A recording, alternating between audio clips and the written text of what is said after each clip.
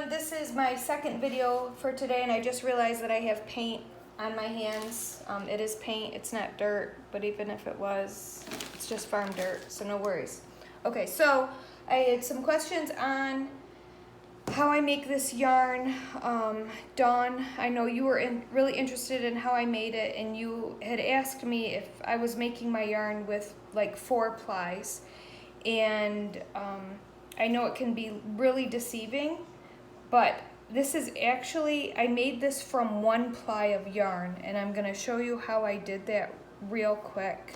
Well, maybe not real quick, but I'm gonna show you how I do it. Okay, so I use different fibers. I've got some beautiful alpaca here from my girl Flower, and I have, this is actually from Dory, who is gone now. She's in Kentucky. And I have some wool that was given to me, not the best quality, but it's really lofty and light, which it's fun.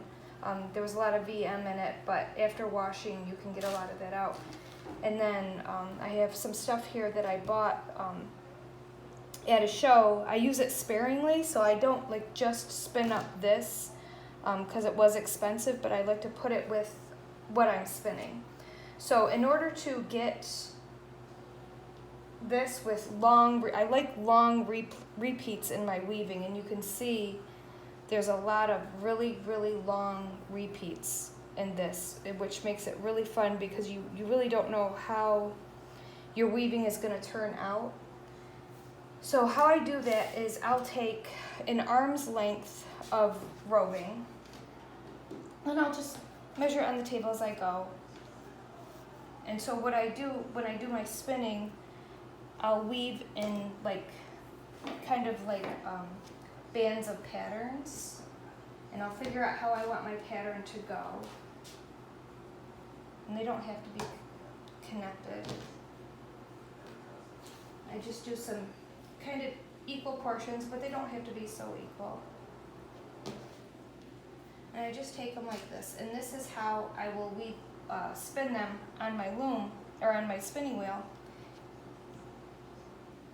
as I'm going. So I think the way I did this one, I did gray and then that, and then I did blue and then white and then gray again, then the color. So that's the pattern that I used when I did this. So as I sat at my wheel and I spun, I would just grab them as I go and spin, and then as I run out, I would just create more. Now, when you purchase a wheel, sometimes that wheel only comes with 1 bobbin. And I know as a rule with 1 bobbin, how can you make a 2-ply yarn if you have 1 bobbin? Because it only makes sense that you would fill 1 bobbin and then fill another bobbin and then put the 2 together, so you need a 3rd bobbin to make a 2-ply yarn. So all I did was I made 1 ply here, and I'm just gonna finish this up real quick, just get it all on there.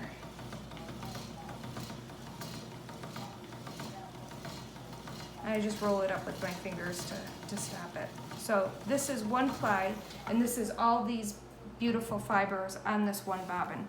Now what I'm going to do, and this is the trick to how I make a 2-ply yarn out of 1 bobbin. So I have a winder, and when I do this, I take my drive band off my spool because I don't want to create more tension on this 1st ply, on this 1 ply, because I don't want to snap this thread. So what I'm going to do is I'm going to wind this 1st ply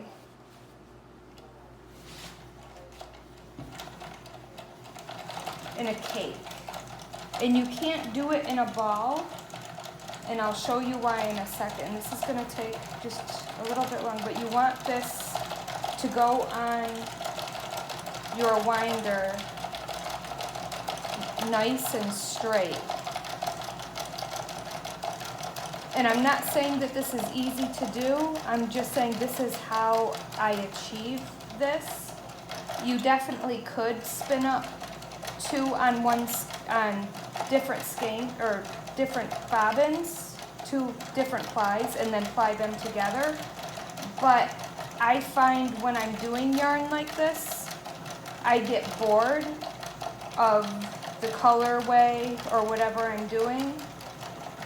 And I get bored so quickly that I don't want to fill up another spool of the same thing, especially when you have ginormous spools like I have. And I usually find 1 spool is enough yarn for whatever I need.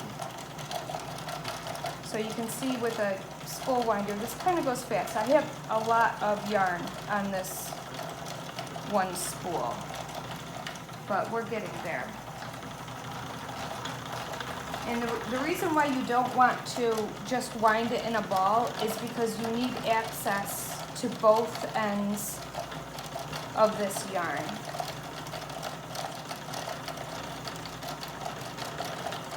Almost done. I hope you're bearing with me.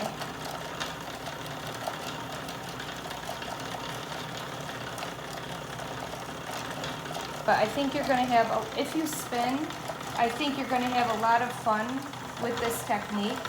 If you don't spin, I think it might be intriguing enough to might get you to want to spin.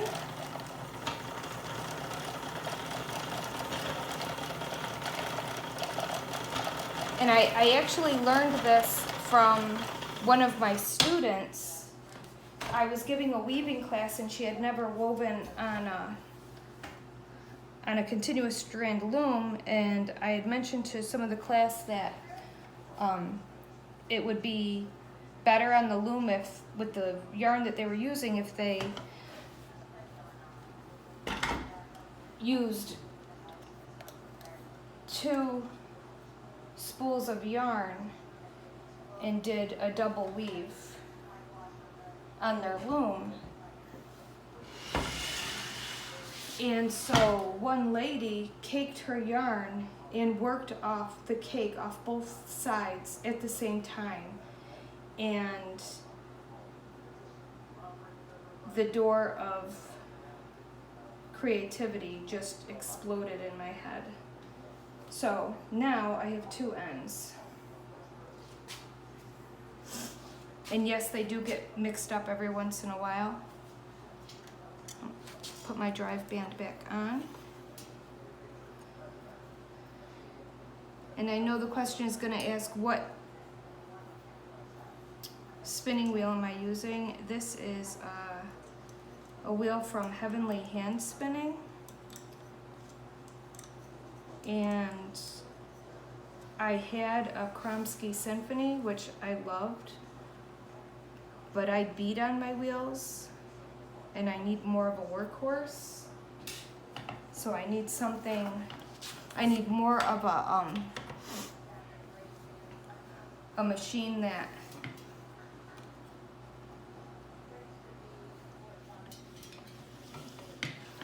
takes the beating.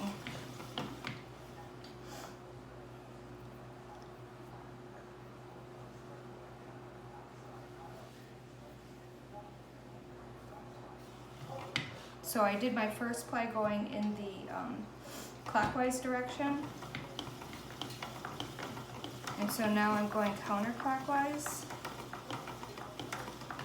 Now, what's nice about this is you're never left with a little bit on your spool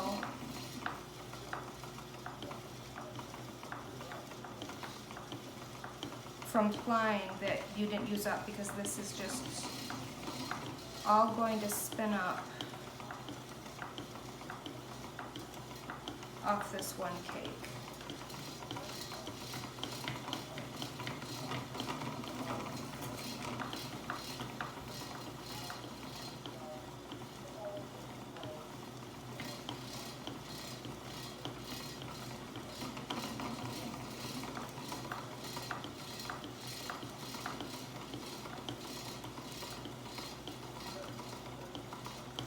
And you can see how you kind of have to control it with your left hand to make sure that you don't get nets. close to your cake. See how it wants to curl in on itself?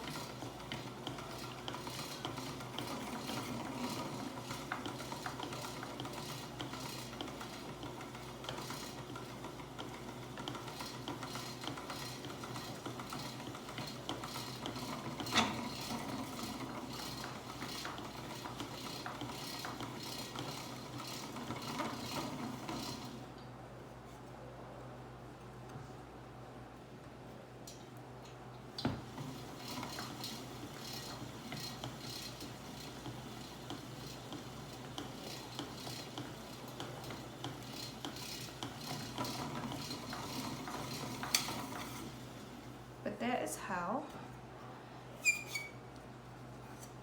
I got that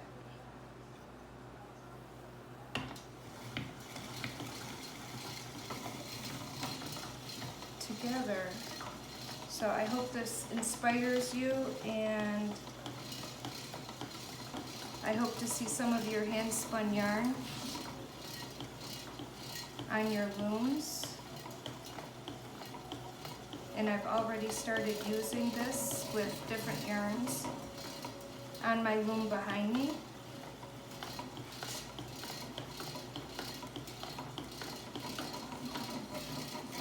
And like I said, this is a great way to not have any leftovers of one ply on your spools.